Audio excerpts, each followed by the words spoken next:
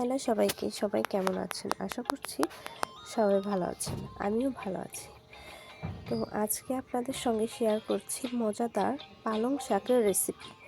তো শীতকাল, পালং শাক আমার খুবই পছন্দ। এজন্য আজকে পালং শাক রান্না করব। তো আমি বেসিক্যালি পালং শাকটা বেগুন দিয়ে খেতে ভালোবাসি। তো এই জন্যে প্রথমে শাকটা কেটে নিয়েছি।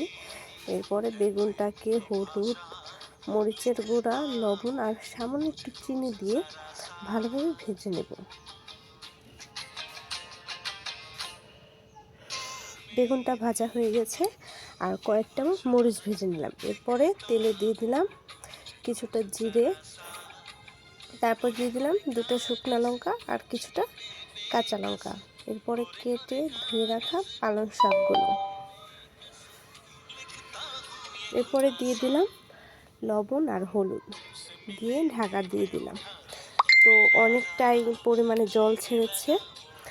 তো এই জলেই আমার শাকটা সেদ্ধ হয়ে যাবে। তো যে পর্যন্ত জলটা না শুকায় সে পর্যন্ত রান্না করব। এই যে জল মোটামুটি শুকিয়ে গেছে। এরপরে দিয়ে দিলাম ভেজে রাখা বেগুনগুলো। এরপরে এটাকে ভালোভাবে মিক্স করে আরও 2-3 মিনিট রান্না করব।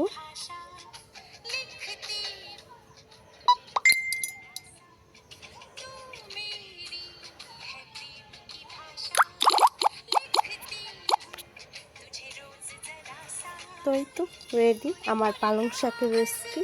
তো তোমরা কে কে পালং শাক খেতে পছন্দ করো অবশ্যই কমেন্ট সেকশনে জানাবে। Thank you.